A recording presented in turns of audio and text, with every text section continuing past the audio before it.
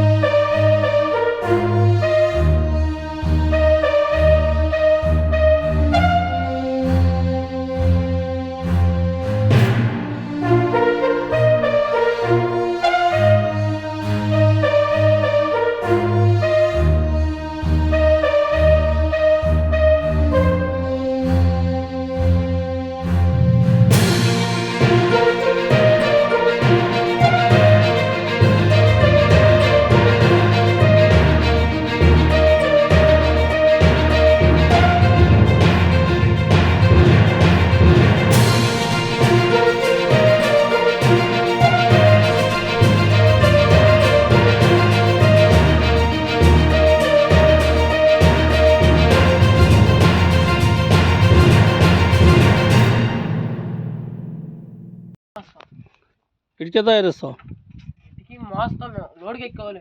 లోడ్కి వేసుకోపోతారా? మరి బండి వాళ్ళు నడిపిస్తారు? మా సేటే వాళ్ళు నారాయణ నవీన్ నవీనా? కొడుకు.